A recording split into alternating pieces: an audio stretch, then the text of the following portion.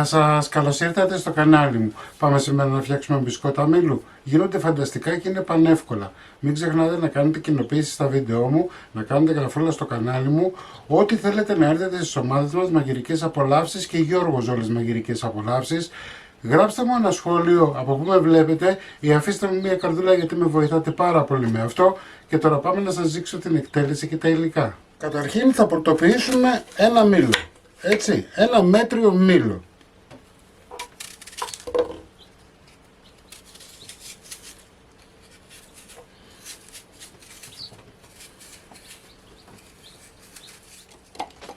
Θα τα βάλουμε τα κομματάκια μας σε ένα πολυκόφτη.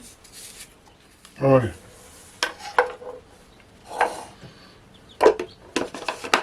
Θα τα πρωτοποιήσουμε.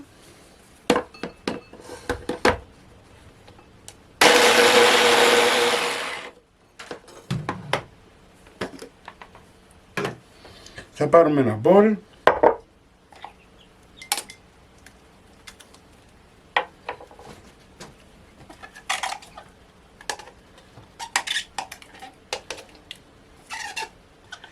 Θα προσθέσω μισή κούπα καλαμποκέλαιο, έτσι, ή 110 γραμμάρια.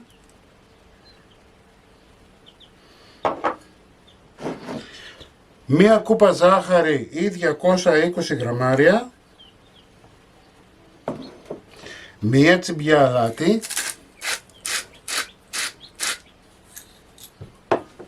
Θα ανακατέψω λίγο.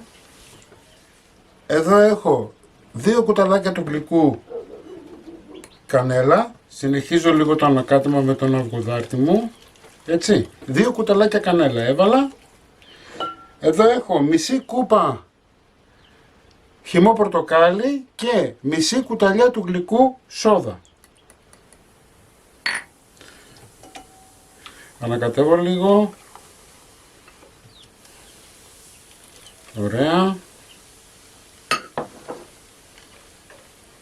Εδώ έχω αλεύρι για όλες τις χρήσεις και έχω και ένα κουταλάκι του γλυκού baking powder.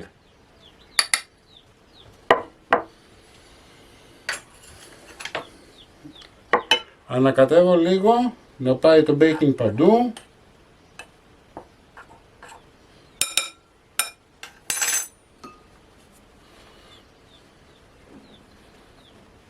Ρίχνω μέσα στο μείγμα μου.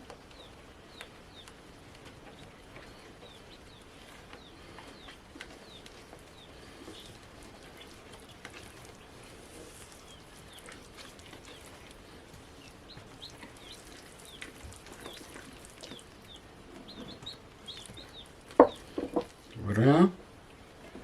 Και το υπόλοιπο. Βλέπετε έχουμε μία ζύμη η οποία είναι αρκετά μαλακιά. Καθαρίζουμε ένα μήλο.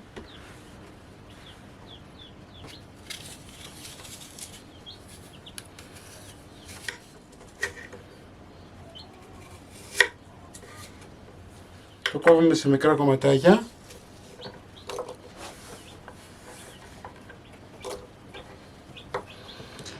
Μην κόψετε όλα τα μήλα μαζί για να μην σας μαυρίσουνε, έτσι.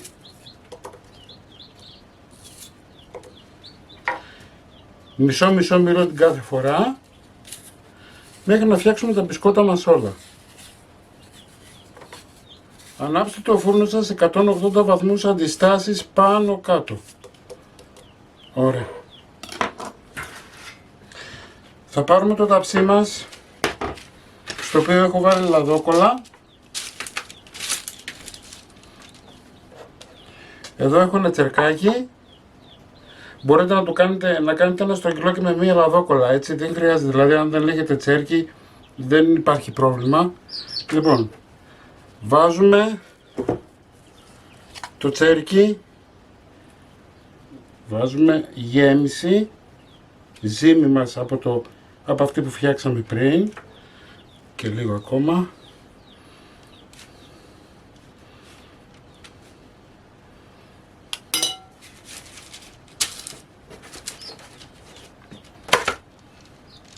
Παίρνουμε από τα μήλα τώρα και διορθώνουμε τη ζύμη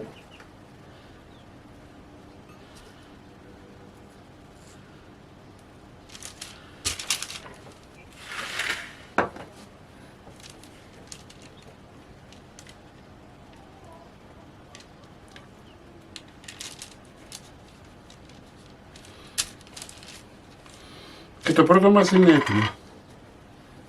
Έτσι, αν θέλετε μπορείτε να διορθώσετε λιγάκι, αν και δεν χρειάζεται. Λοιπόν, λίγο λαδάκι στο τσέρκι σας και πάμε δίπλα. Θα πάρουμε ζύμη,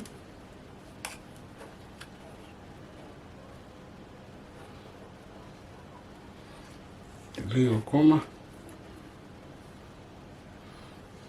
Έτσι κι αλλιώς θα θέλουμε κανονιστά, έτσι.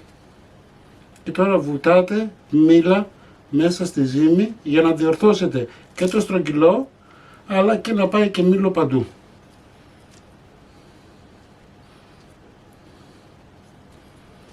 Πάμε να σας δείξω άλλο ένα, έτσι. Βάζουμε λίγο σπορέλαιο στο τσέρκι μας και αυτό για να μην κολλάει η ζύμη που θα βάλουμε. Ωραία. Θα πάρουμε από τη γέμισή μας, από τη ζύμη μας και λίγο ακόμα.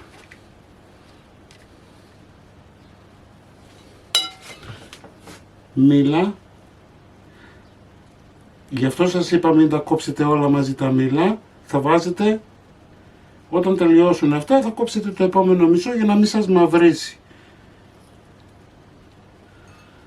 Αφού προθερμάνθηκε ο φούρνος μας στους 180 βαθμούς, βλέπετε τα πρώτα μας είναι έτοιμα. Πάμε για ψήσιμο μέχρι να πάρουν ένα ωραίο χρώμα. Τα πρώτα κομμάτια βγήκανε, έτσι, τα αφήνετε να κρυώσουν καλά και τα πασπαλίζετε με άχνη, ζάχαρη και κανέλα εάν θέλετε. Κομμένα και έτοιμα θα τα δείτε αφού κρυώσουν. Εσείς μην ξεχνάτε να κάνετε κοινοποίηση στα βίντεό μου, να κάνετε γραφούλα στο κανάλι μου. Ό,τι θέλετε να έρθετε στις ομάδες μας, Μαγειρικές Απολαύσεις και Γιώργος Ζόρης Μαγειρικές Απολαύσεις. Και θα τα ξαναπούμε σύντομα με ένα επόμενο βίντεο. Να είστε καλά. Γεια χαρά σας.